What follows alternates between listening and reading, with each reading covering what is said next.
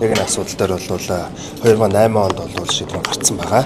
2012 онд бол элбэг доржин хонглын шүүх нь бол аавыг хэлмэгдүүлээд эсрэг нэг асуудал дээр 2 өөр шүүх гарцсан.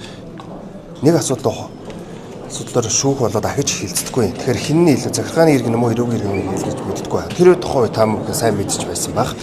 Элбэг доржин хонгол бол дуртай өнөө дураараа хэлмэгдүүлдэг байсан. Энэ асуудал дээр тэтгэх ухаан шийдвэр гаргасан. Гэтэ хэдэн үнэн хизээ нэг цагт бол энэ асуудал шийдэгдэх гэж харж байна. Тэгэхээр болоод энэ асуудал бол нийслэл бол үнэхээр харамсалтай байна. Нийслэлийн удирдлагууд бол мэдээлдэггүй байна гэж ойлгож байна. Яагаад гэвэл бас Нямбатар дараа бас өөрөө хөлж хүн өөр мэдэх ёстой.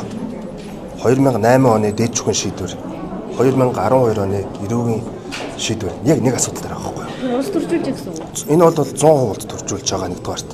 Яагаад гэвэл 2012 он 500 цагтаа нийлжиж аавыг элбэг дорж шүүгээр хэлбэгдүүлсэн. Тэр бүгдээрээ мэдж байгаа. Тэр ард түмэн мэдж байгаа Монголын. Тэгэхээр энэ шаардлагын дагуу хилцээний ширээнд сууцгаах уу? Энэ асуудал аавна гэдэг зүйлийг ярьж байсан. Энэ бол шууд одоо элбэг доржин хэлбэгдүүлэлтийг дэмжиж байгаа гэсэн үг. Элбэг доржийг дэмжиж байгаа гэсэн үг. Хонглын шүүгийг дэмжиж байгаа гэсэн үг. Тэгэхээр энэ бүхэн дээр бол хатуу барьсуртай байгаа. Хизээ нэгэн цаг удаа дараа гэсэн байхгүй.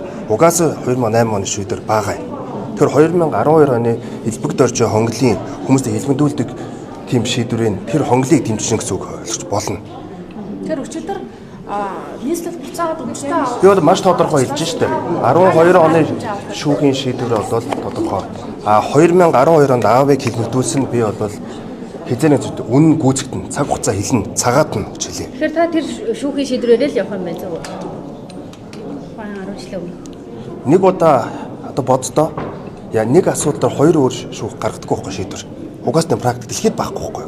Тийм практик дээр дураараа дөрвжсэн хүнийг хэлбэгдүүлжсэн элбэг дорж хонглын шүүх гаргацсан.